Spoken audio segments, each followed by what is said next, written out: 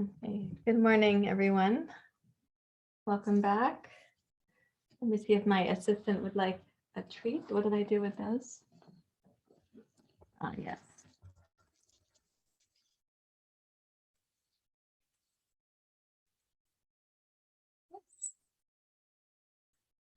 It made that sound, didn't it? Yeah, that little sound came. Here you go. A little snack for you. I know you came in here just to see me. You didn't come for those treats.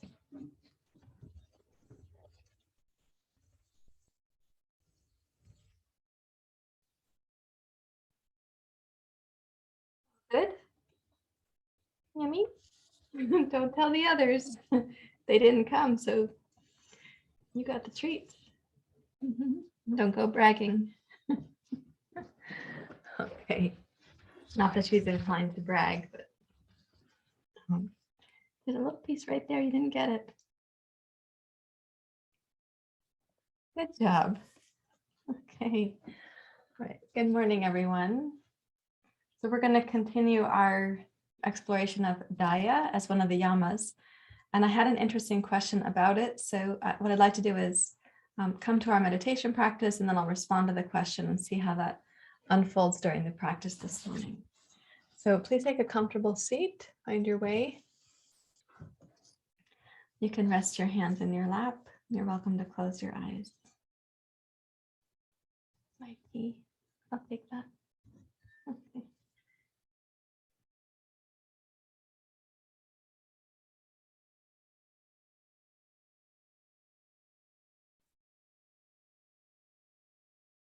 As you arrive in your seat, let your mind locate you in the present right here, right now.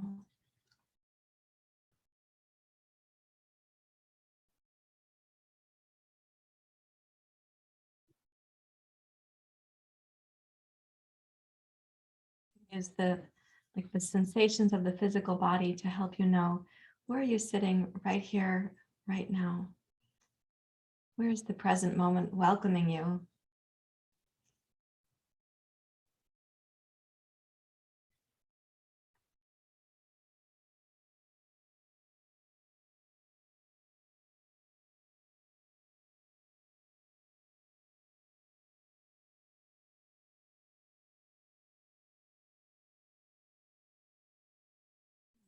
Your practice and you're settling in, let the breath now guide you in being a bit more present and a bit more present and a bit more yet again.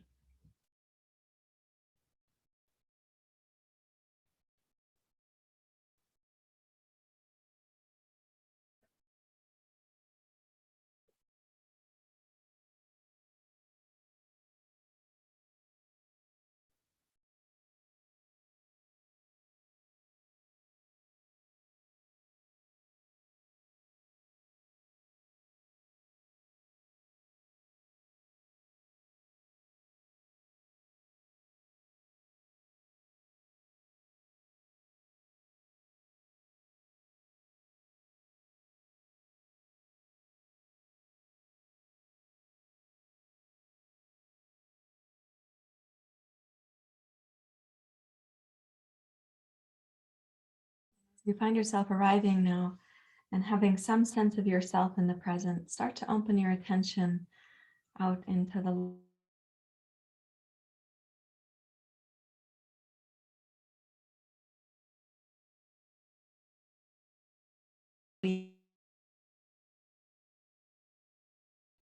and also neighbors and cars.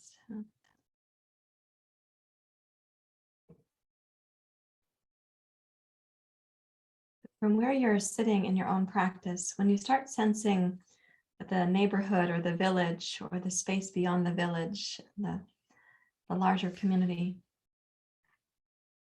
for a moment, let it land in your heart that most people who surround you right now are not likely practicing awakening their physical body, mental body, emotional body, spiritual body towards compassion. They may not explicitly be practicing as you are. So let that come into your awareness and see how your heart responds to that.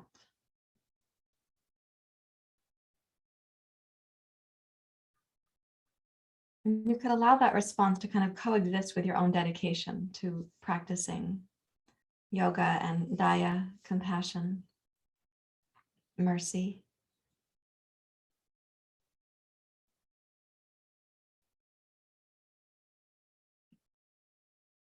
Just notice how it is when your heart includes other, when you're sensing the village, the neighborhood, the larger world.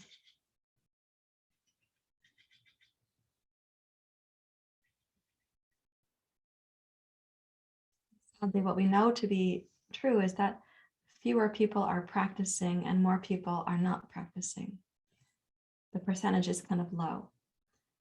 But fortunately, what we also know to be true is that the practice is effective. And each of us, when this is coming through, we have a ripple effect on others around us. It can be both implicit, like it's kind of a vibration that goes out from our hearts and our minds. It can also be explicit. We may speak to others about our experience of this.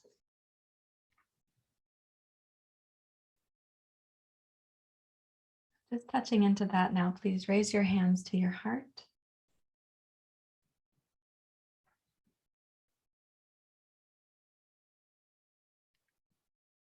May our morning practice help us to remember the inner teacher. May it also help us to dispel confusion or forgetfulness or darkness, and to remember our inner peace and the luminosity within us and all beings. Let's begin. Om Namah Shivaya Gurave Satchidananda Murtaye Nish Prapanchaya Shantaya Niralambaya Tejase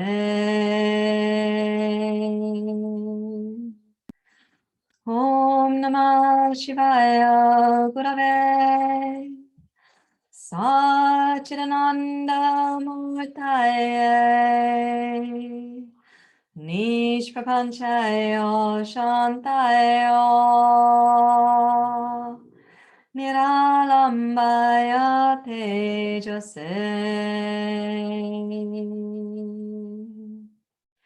Om Namah Shivaya Gurave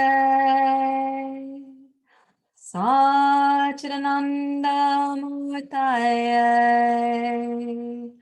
Nish Prapanchaya Shantaya Niralambaya Tejase Om Shanti Om Shanti Shanti Om.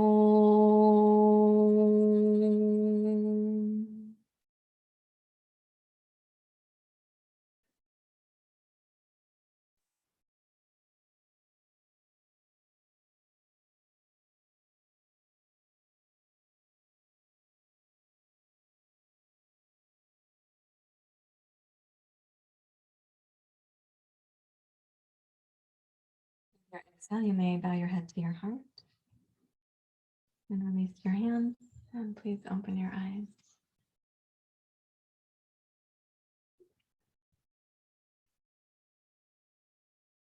The question that I had that came to me, this question has been asked before, and in a number of different settings: public yoga class, individual session, teacher training, also in the prison. And the question is, as phrased to me from the student: if we practice compassion towards other people, doesn't that weaken them? Doesn't it make them more weak? Like somehow, if we practice compassion, they aren't going to be as motivated to change, or it's going to lessen their determination if we're more compassionate with them. which is very much a reflection of how our culture sees our individual duty to pull ourselves up and to improve ourselves and to make ourselves sort of fit for society, right? We're talking about the yamas, which are related to our inner sense of community and our duty to community. And we've kind of failed in this regard in our society in terms of having an inclusive sense of community. We've taken a very individualized mentality, fostering independence rather than interdependence. So the question, wouldn't it make somebody else weaker? On the one hand, how would holding back compassion make us more capable or stronger or more wise? Compassion is a practice first for ourselves, to let our hearts return home to what is that native quality inside. So what would withholding compassion do to us? The second thing is, when I experience somebody's compassion, I receive that as respect, that they sense my circumstance, that they're genuinely sensing my capacity within my circumstance. If I have the resources of things like empathy, compassion, and support, I don't experience them diminishing me by offering me compassion, nor do I have a sense that it sort of barricades me in somehow to a stance of weakness, as if compassion could tell me I don't have to, heal or grow, which is the opposite experience. When I receive your compassion, I sense that from there I can grow, I can evolve, I can consider how to proceed. I'm less likely to succumb to the thing that makes us all the most small and isolated, which is the story of shame about ourselves. I'm less likely to succumb to that. So I'll feel less isolated and actually more connected. So if we offer compassion to someone else and we sense, well, won't that weaken them? Perhaps we're not actually offering compassion there. We might be doing something like pity, which is very different and does give us this feeling of kind of like smallness, or we're being diminished by somebody else's pity, which I spoke about when we were discussing ahimsa, the first of the yamas. I also spoke about it during the fall immersion when we talked about karuna, which is also translated as compassion. So in this case, what I'd like us to consider today is the components of compassion I spoke about on Tuesday. It includes accepting what's actually arising in the present. So when I'm in the presence of someone else's suffering or my own, accepting the fact that the heart feels that the body feels that. And then having confidence in the inner process, that somehow our body and brain are designed to feel these things and these emotions, and can I have some confidence in the native design and the intelligence here that says, oh, I'm feeling something. I'm feeling the suffering. Can I have confidence in the fact that because I'm feeling that, somehow it must be a part of the human system and likely connected to how we grow and evolve. And then patience for the process of compassion to work in ourselves or in our lives or in the lives of others. And of course, empathy, a feeling that I can get the other person's experience and that I want to, that I'm inclined to, I want to feel your experience because it's sort of this interconnected, interpersonal heart thing is happening. And then finally, one of the components of compassion, even before we go to action, is this quality called discernment. Can I discern that compassion is a helpful response for you? It's enough. Compassion offers you something that is nutritive. And can I also discern that compassion is a response you're needing from me? Can I discern that with you? In other words, I don't want to overhelp. I don't want to overstep or do your work for you. That is a misunderstanding of compassion. I don't want to take away your opportunity to grow or to become who you're able to be. So I have to discern between my reflex to step in and over a boundary and sense like the compassion could be so helpful. You'll be less alone. You'll feel my confidence in you. without any sense of impatience. Like I'm not rushing you to be better at healing. I'm just offering you this compassion. So all those components come together, and then there's this instinct to help alleviate the suffering.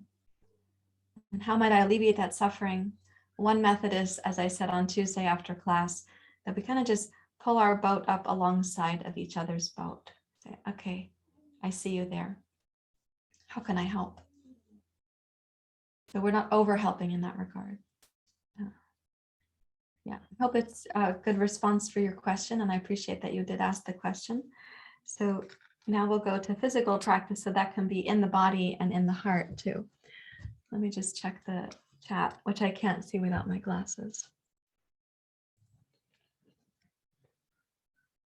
Yeah, so Susan is saying, perhaps true compassion allows a person to tap into their inner strength and move forward in a healthy manner. Yes, yes.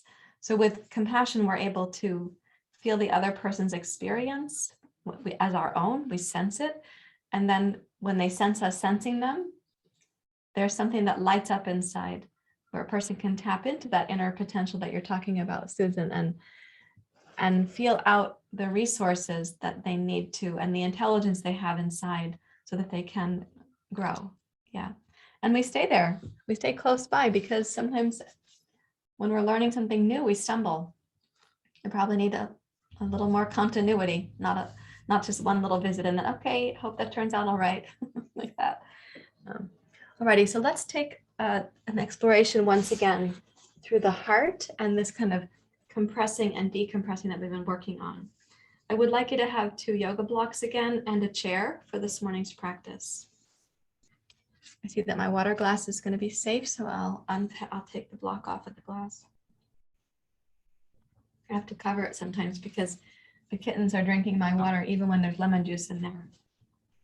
All right, let's take these 2 blocks and place one on the medium setting and one on the tall setting. I'd like you to have your yoga strap close by so you can reach for it easily. Lie back over the first block, please. Take the second block under your head, and then let's take the arms out to the side. And when you take the arms out to the side, let's stretch the fingers and the palms so you can stretch them open. In reaching out like this, don't expect that the back of your arms are going to touch the floor right now. Okay, so with the in-breath, stretch out from the center of your heart, out through all 4 fingers and both thumbs on each hand. You know what I mean? All 8 fingers and both thumbs. You don't have 2 thumbs on each hand. And then inhale, raise up towards the ceiling. Exhale overhead. Keep the fingers spread wide, open the hands. Inhale up to the ceiling. Exhale out to the side.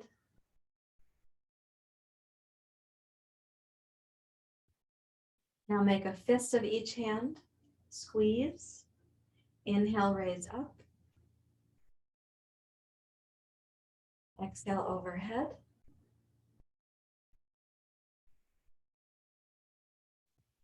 Inhale, raise up. And exhale, pull the arms apart. Squeeze the arms before you reach the ground. Squeeze them about 1 inch from the ground. And as you breathe in, squeeze a little bit more, and then exhale, drop the arms down. And let them fall to where they fall.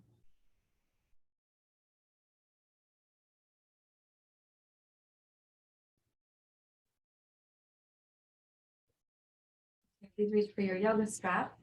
And let's take the strap so you can put your wrists in here, and the strap is going to be shoulder width apart. Take the arms overhead, please. Turn your palms to face each other. As you reach enthusiastically with the arms overhead, pick up your hips and lengthen the tailbone away from the block where your heart is resting. Lengthen it away, touch the base of the sacrum down, or if possible, the middle of the sacrum. So your lumbar spine is more broad right now, not more archy. And as you're reaching, press your wrists out against the strap, palms facing each other.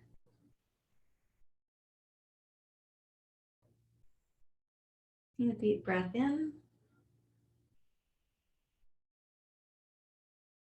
Now turn your right hand palm face out and bring the strap to the right so that your left arm comes kind of behind your left ear.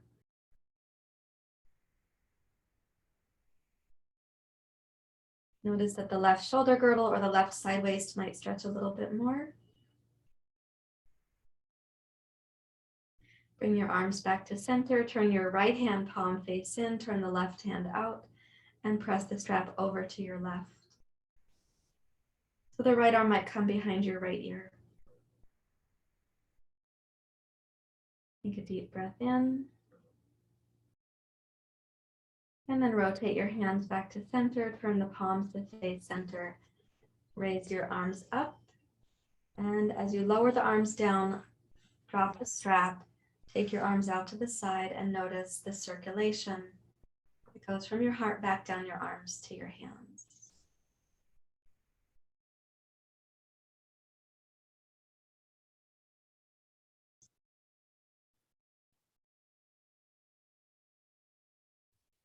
Please rise up to sitting. Take the medium block, make it tall. Keep the other block also tall. And as you lie back, place the shoulder blades on the front edge of the block. They're the bottom of the shoulder blades. So if you were to squeeze the shoulder blades around the block, you're going to feel the edges of the block there.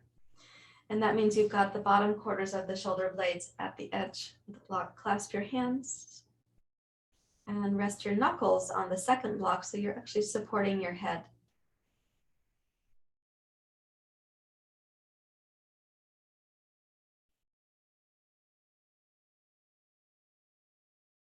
With your hands behind your head, lift your elbows up towards the ceiling.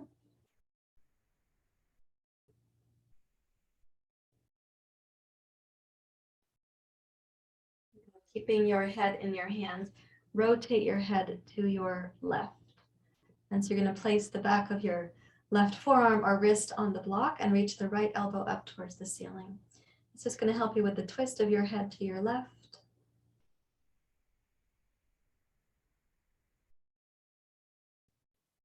Now reach the right arm overhead towards the wall behind you, cradling your head with your hand, your left hand. Reach the arm long, notice the right side of your neck. And then return your right hand to clasp your left, rotate your head to center. Okay, rotate your head to the right. So you're going to rest on the back of your right wrist or forearm. Raise the left elbow up towards the ceiling. And then lengthen your left arm overhead. If possible, bring it close by your head. Keep rotating your nose to the right.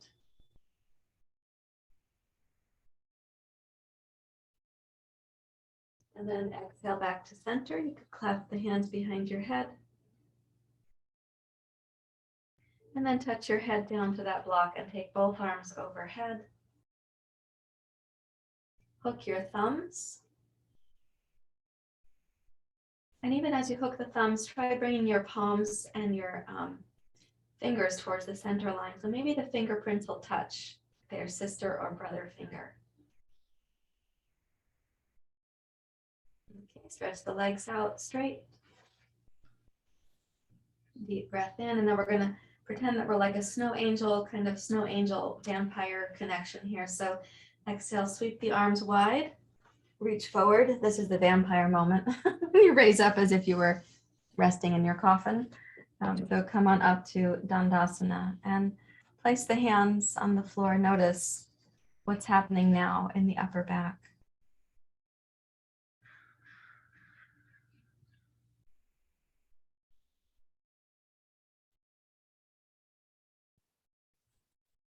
With whatever's happening in the upper back, please come over to table pose.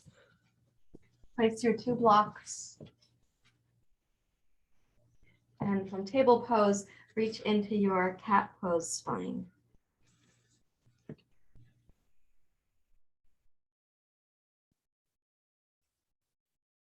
Okay, exhale, lower your hips back to your heels. Keep your hands stretched out actively over those two blocks so you're opening the back hemisphere of the body.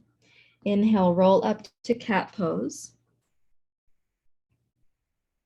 And exhale to cow pose, raise your left arm forward. Inhale, reach with your left arm. Press down with your right arm.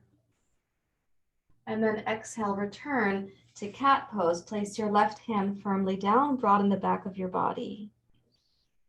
Now inhale, raise your right arm forward. Same for the exhale, make the left arm strong.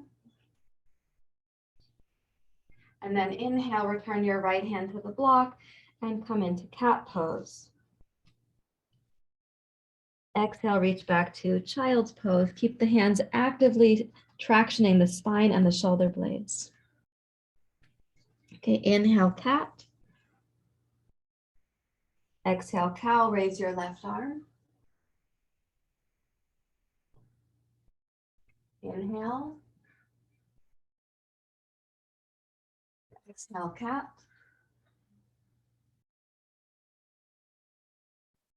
Inhale, cow pose, raise your right arm. Exhale. Inhale, cat pose. And exhale, child's pose. Now in this child's pose, keep your hands on the blocks. Lift the inner armpits and slowly lower your head towards the floor.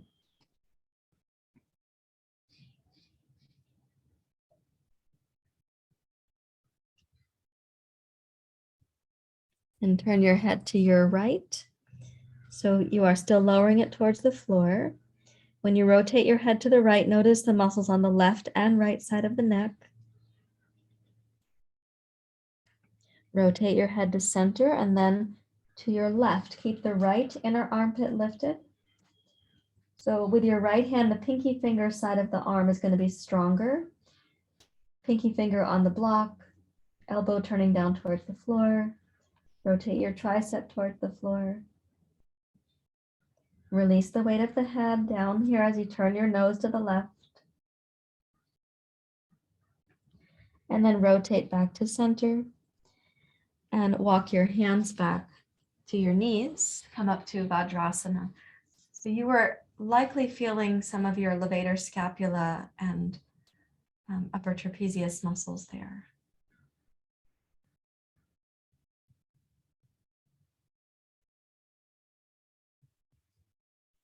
Let's check in with those muscles in one more way before we come up to standing. So this whole region, right, the neck and shoulders can be very tight. And at the same time, we can also, sitting is the new smoking, they say. So the heart, the circulation sort of diminish as we're all stressed, sitting at our desks and computers, sitting is the new smoking. So what I'd like you to do is from kneeling, take the back of your left hand around the outside of your right thigh like this. Place a block here so you're going to have some support.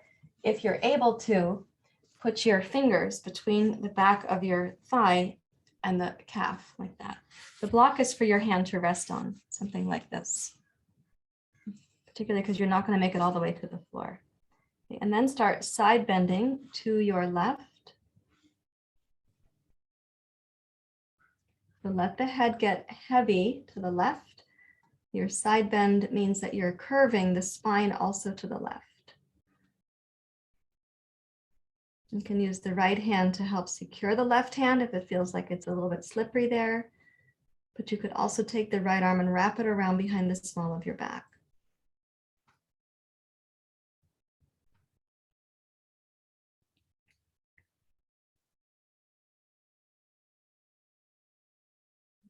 This is a side bend primarily.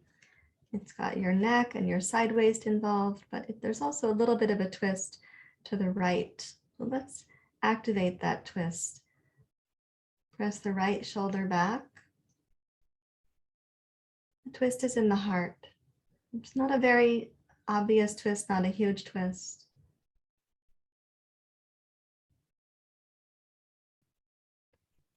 Bring your chin in towards your throat and look down past your left shoulder.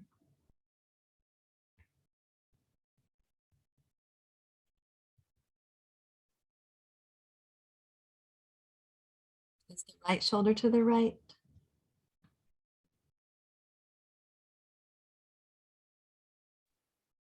Exhale, come back up to center. Release the fingers.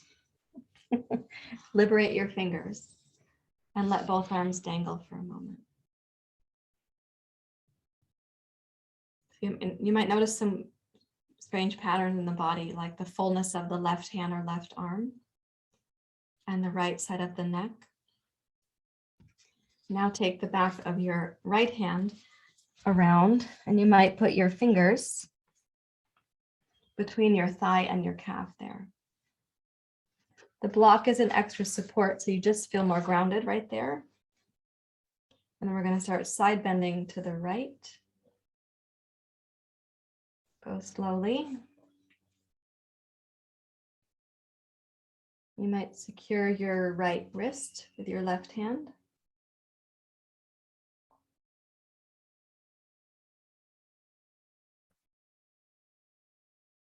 You might wrap your left arm around behind the small of your back.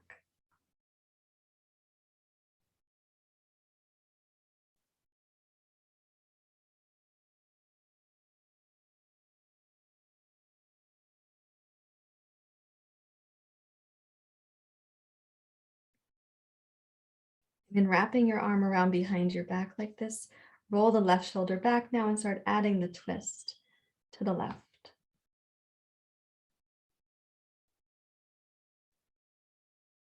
Bring your chin in towards your throat and gaze down past your right shoulder.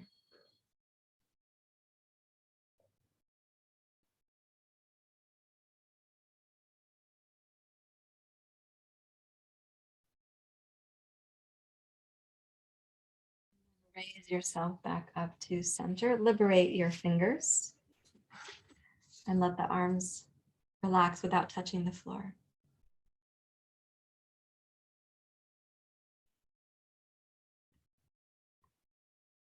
Each of these activities, what we're doing is releasing what we call in yoga, dhyana vayu. It's the circulatory vayu from the heart.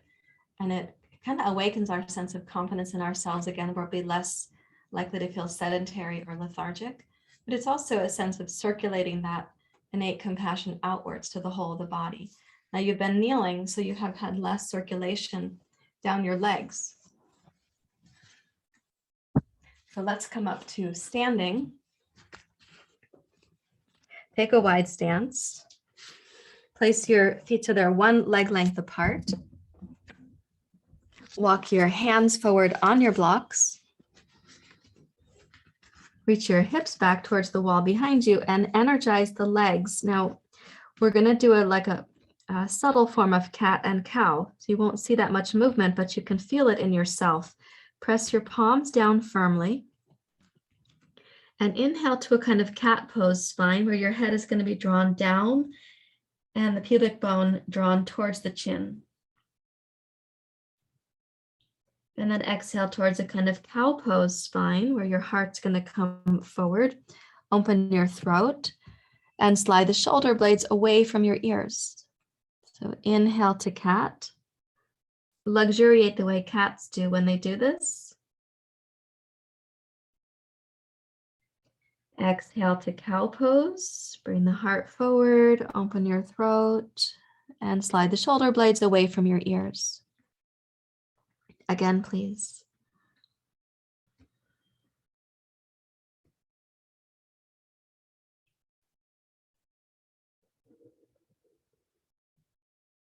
Now, keeping that sense of the spine, one more time, please, cat and cow. Notice how supple your spine is or where it lacks a sense of suppleness. And let's come to the neutral spine. So you have like, you're not overarching the lower back and you're not rounding your upper back. Take the back of the left hand around the outside of the right shin. Twist under your right arm. And this morning, as you're twisting like this, really think of the heart as the twist. Your hips and legs are stable. And whatever amount you're able to, try relaxing the weight of your head. So be in integrity with your legs, your spine, your shoulder blades, and see if the head and the neck could relax.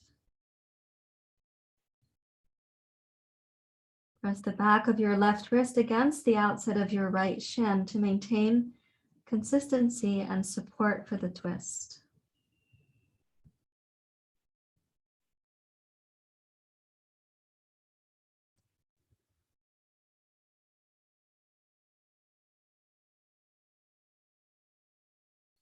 And exhale, return your left hand out to its block.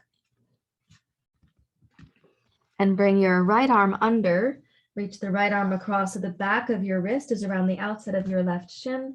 And as you twist to your left, use all the integrity of your body, which doesn't mean all the force, it does mean the word integrity. And then relax the weight of your head.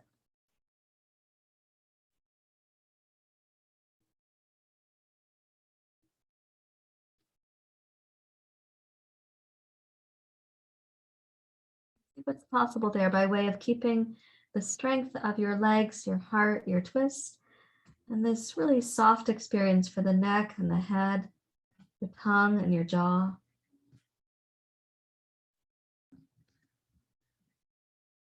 And then exhale, rotate back to center, walk your right hand out to its block. And then walk your hands back towards you. Place your hands on your hips and let's rise up to standing.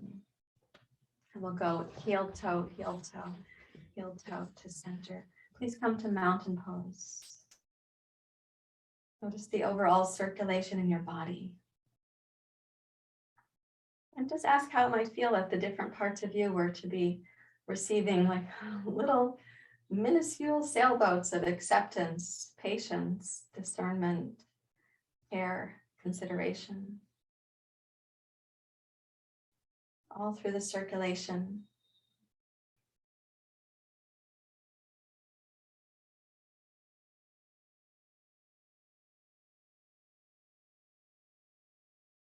Let's come towards part of the sun salutation. I'd like us to explore a little bit more deeply this pose, Anjaneyasana. So step to the front of your mat. You can use your blocks there. I'm going to recommend the blocks. I need to close a window that's blocking my view. There we go. Okay, so come on down to Uttanasana. And in the Uttanasana, energize your legs. Reach back to clasp your hands at the small of your back. Squeeze the shoulders back, roll the shoulders open. And as you inhale, glide your chest and heart forward like cow pose. And then exhale and bow towards the legs a little bit like cat pose. Inhale, glide forward through the heart. Move your shoulder blades away from your head. And exhale for a deep bow where the heart is moving towards the legs too. It's not just your chin and then your forehead. Inhale, glide the heart forward, a little bit like cow pose. Okay, and exhale, release your hands down to the two blocks. Bend your knees, take your left toes back and touch the left knee down. Glide your hips forward. So right now we can have the ankle so that your knee comes over in line with your toes, which means you have some compression for your right hip, left knee, right ankle. The left hip, meanwhile, is more open.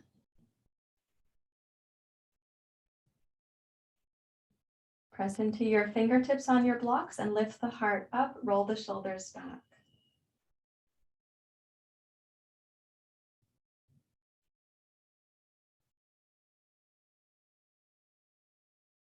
Now we're going to make a little journey here. So take the back of the left hand around the outside of your right knee. Secure it with your right hand. And let's start with the back of the hand. So we are kind of high up. So the back of the hand, press down there. And then rotate through the upper part of your spine as best as you can. Turn your head to your right. Turn the chest and heart to your right. Open the right arm. Use the strength of the left hand against your right knee to support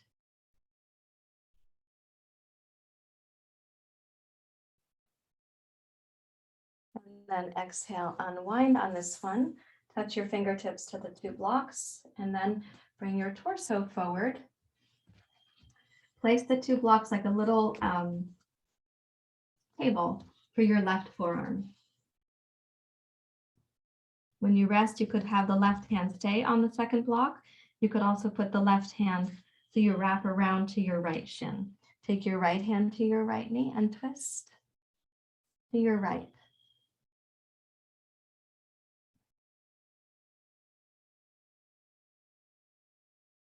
Press down to the left elbow. And keep the right shin stable, and you may raise your right arm.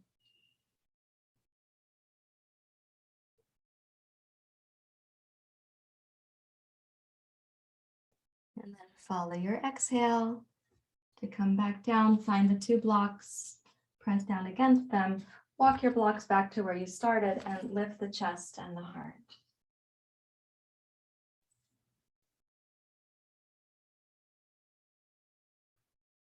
And let's place both hands on the blocks. And I'd like you to step backwards to plank pose. So straighten the left leg, take the right foot back, and in plank pose, notice your body recirculating down the right leg.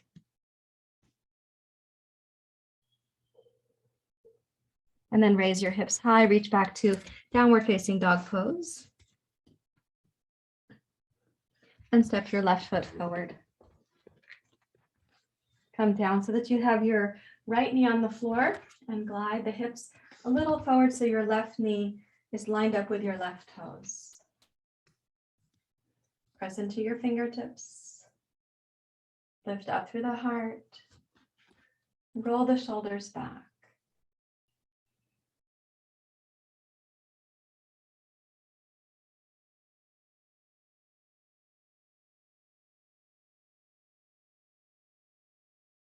We're going to add a twist to it. So the first twist is high. Take the back of your right hand around the outside of your left knee. As you're twisting, use the pressure of your right wrist against your left knee and open your left arm.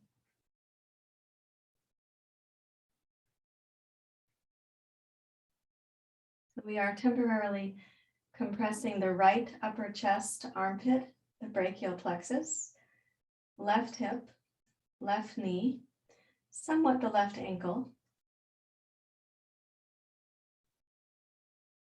And exhale, come around to forward. And let's walk the blocks forward. Make a little landing spot for your right forearm. And you may choose to keep your right hand on that block or to hold your left shin. Place your left hand on your left knee and twist to your left.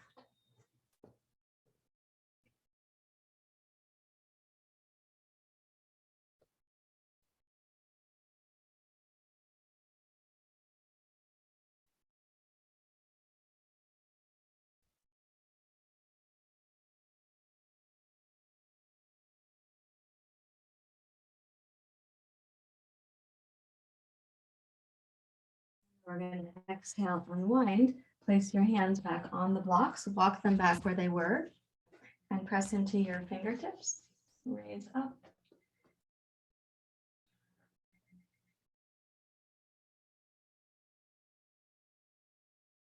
And let's transition to plank pose. So straighten the right leg, step your left foot back, and notice the circulation going down the left leg.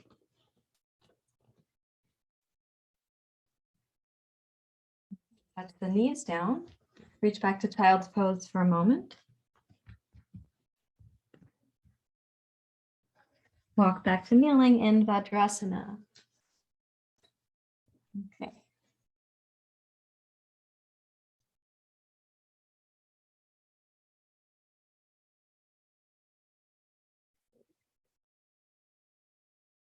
I'm going to ask for your exploration, your adventuresome part.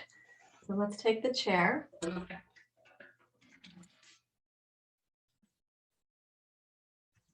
And sit on your yoga mat. You're going to want to pad the chair. That's for your upper back right there.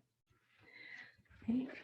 Now, we're going to be kneeling in Vadrosan, but for some of you to kneel down between your heels like this, as I'm sitting, that's too far down for you to go, and it's not required. So what we're going to do is sit on a block.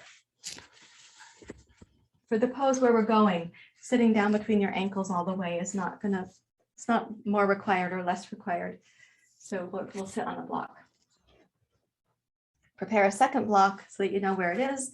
And I'd like you to lean back and check that you could have your upper back, I gotta scooch back, you have your upper back at the edge of the chair, right? And you're able to reach back something like this.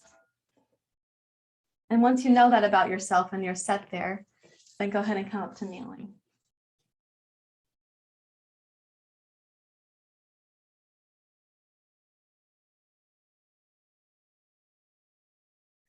Okay, so roll the shoulders back, lengthen up through the torso.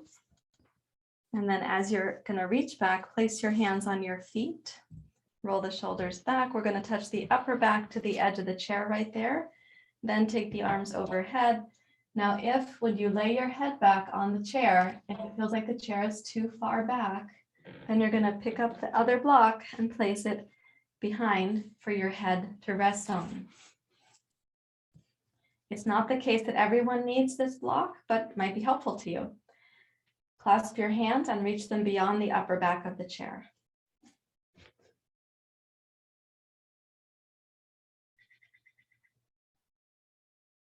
Now turn your palms to face down on the upper back of the chair. So your thumbs point out and the pinkies are on the inside. Reach the elbows up.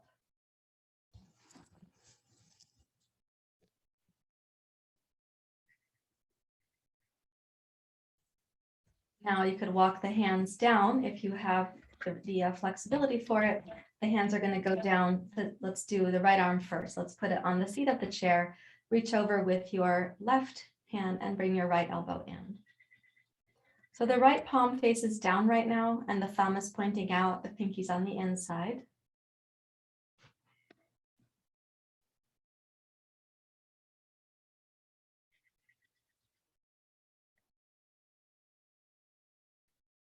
Okay, and then release the right hand. Let's take it to the upper back of the chair and walk the left hand down to the chair seat so that your left hand is going to be holding the seat of the chair, the back side of the seat of the chair. Reach over with your right hand to support your left elbow.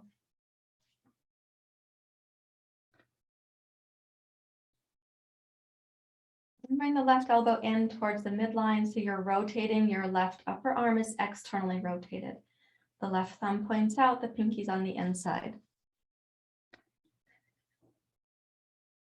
I know that you're also smiling at your efforts and your shoulders and your shoulder girdle and all these things.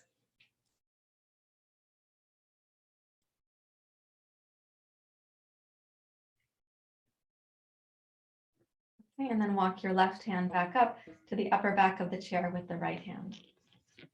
Press into your shins, raise your hips up, and stretch the front of the thighs.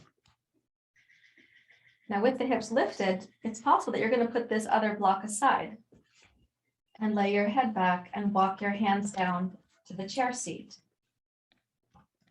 Squeeze the elbows in, we keep the hips lifted. We are supported at the base of the shoulder blades with the chair seat. And the chair hopefully also supports your head comfortably. As you squeeze the elbows in, also lengthen them towards the wall behind you. And then you can lower the hips down any amount that they find they can move while the upper back and the shoulder blades are still enjoying the chair.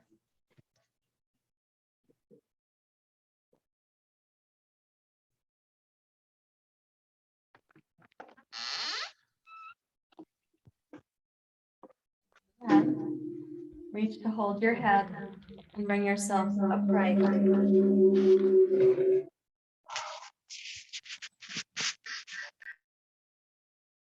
When you come upright, come into Vadrosan and notice the upper back, neck, and shoulders.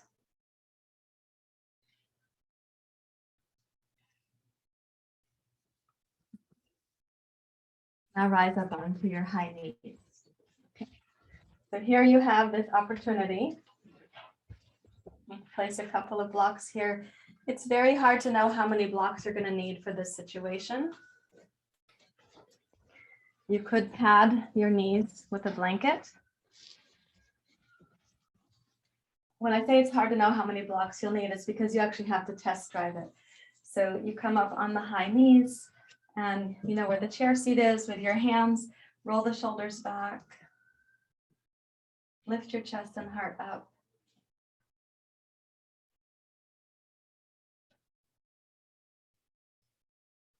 And then place your hands on the pelvis so that the heels of the hands point down, the fingers point up.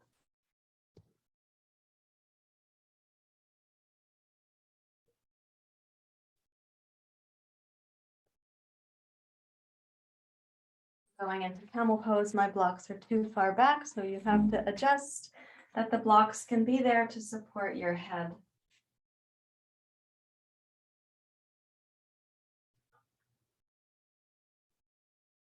Keep your hands against the back of the pelvis so you are pressing the pelvic bones down and a little bit forward, but not more forward than the thighs.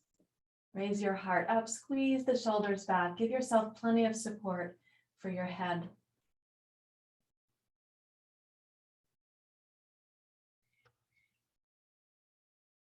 And curl the chin in, tone the low belly, exhale, rise up to kneeling and touch your hips down, Vadrosan, rest your hands in your lap. Notice the big things happening in the neck and shoulders.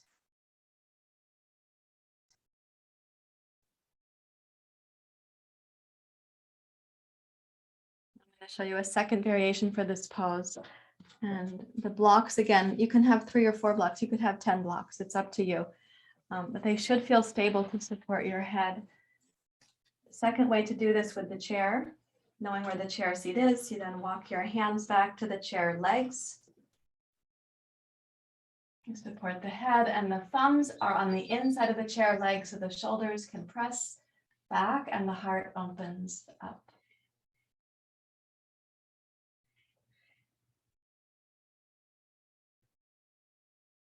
You have enough support again, so the throat is open but does not feel compromised.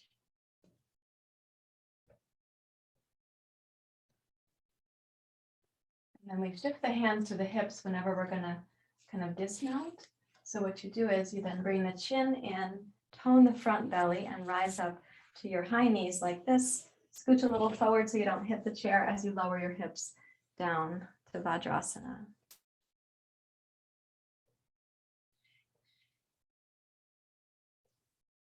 Inside the body, there's kind of like a wahoo going on right now because that expression of opening this region increases circulation, and it's kind of joyful in that way.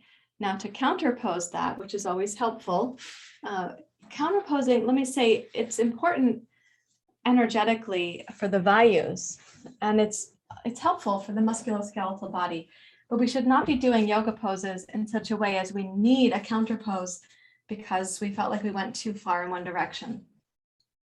So then you modify the pose so you're not depending on a counter pose to sort of correct something that you overdid in the other direction. So put your 2 blankets, please. Bring your hips down. Roll onto your back. Move your hair off your face. And let the knees drop towards the chest and heart because gravity is helping that to happen.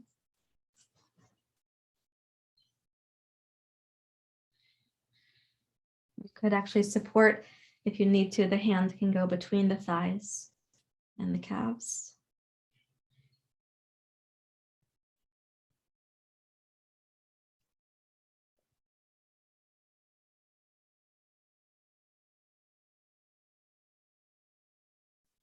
Notice how the shape of the spine is very different than you just had for Ustrasana, camel pose. And it's likely that your body is reintegrating energy right now and smoothing out between the mind, the heart, and the belly.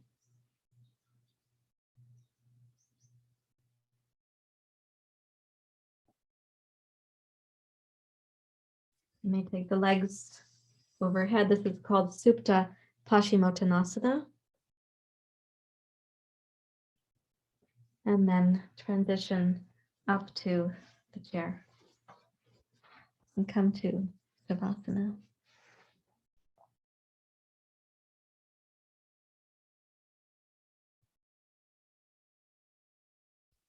If you discovered that anything was difficult in the body this morning in your practice, it's a wonderful time to give a compassionate view to your body, even a deep sense of appreciation for everything your body has had to navigate in life. Having a restriction or a limitation in the physical body is not a cause for frustration. It's a moment of actually education instead.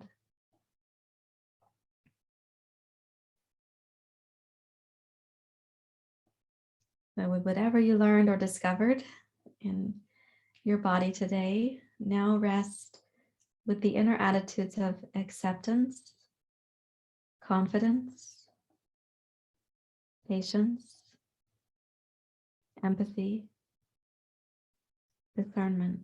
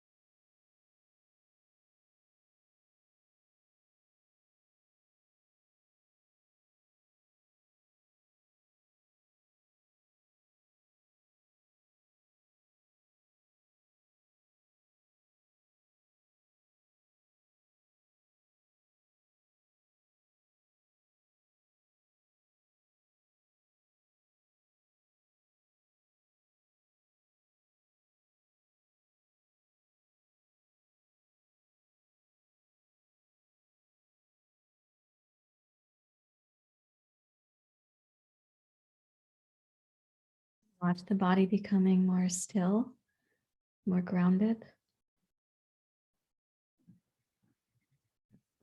The balance of the vayus coming back.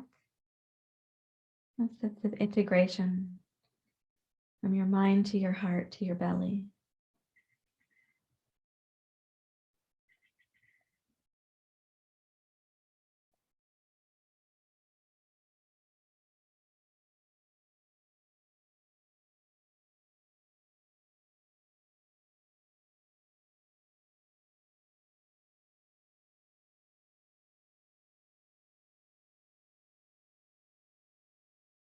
Relax between your eyebrows. Smooth out your forehead. Release the corners of the eyes so they relax towards your temples.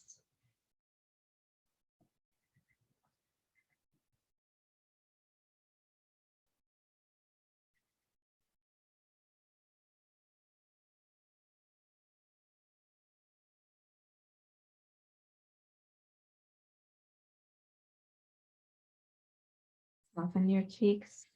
Relax the inner ear canals.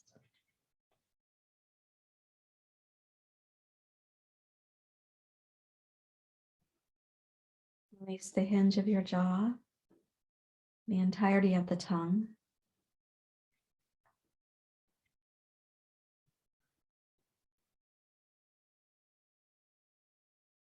Invite your throat to be deeply at rest.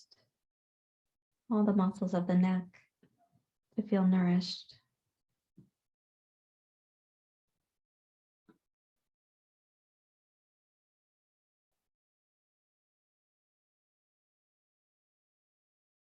Come down into the heart. a sort of central home for compassion, mercy.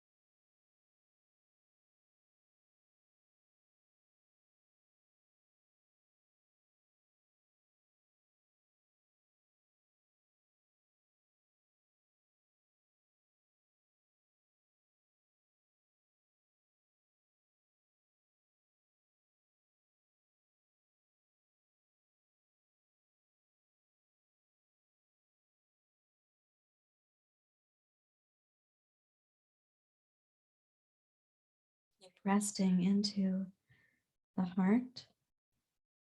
The mind could be very still.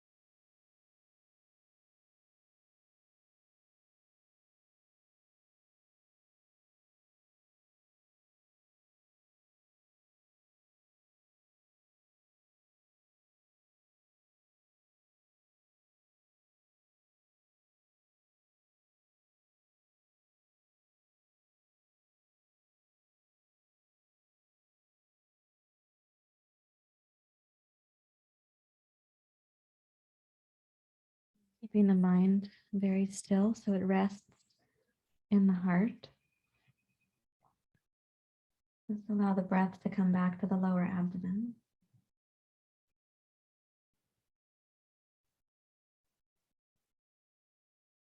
And that's how you might, in your own life, respond if you were offered compassion for some area that you're struggling, some challenges that you've been facing.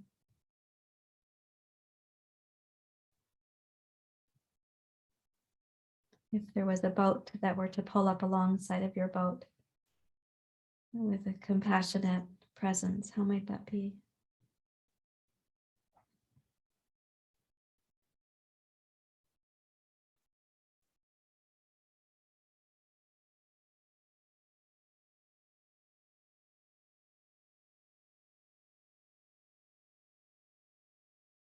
Important that we are able to receive compassion, not only to offer compassion. So as you bring the knees towards the chest now, and you can roll to one side.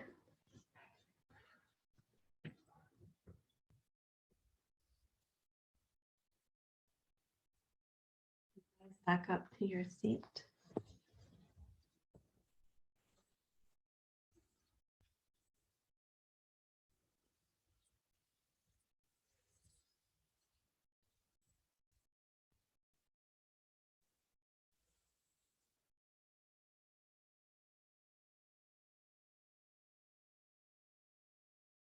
Really helpful to remember we aren't just transmitters of compassion, we also need to practice receiving it.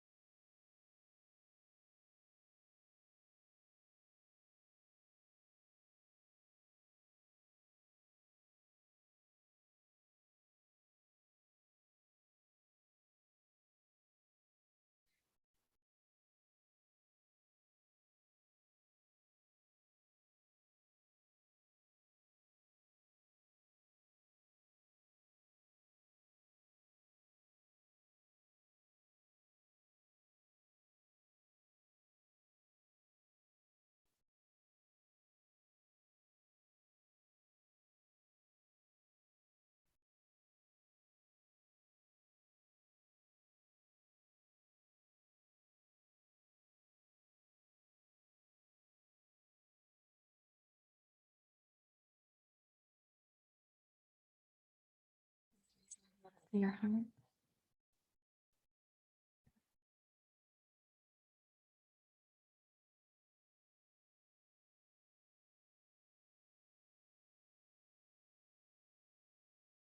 Our shared practice, may we each come to more and more deeply understand DAYA, compassion, mercy, how we receive, not just how we give.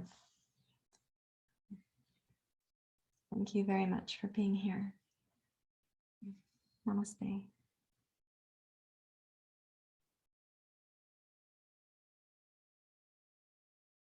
Thank you also to those who asked the question, this morning's question. Both those who asked it recently and all the times I've been asked that question in other settings. Let me get this recording so I can be with you personally.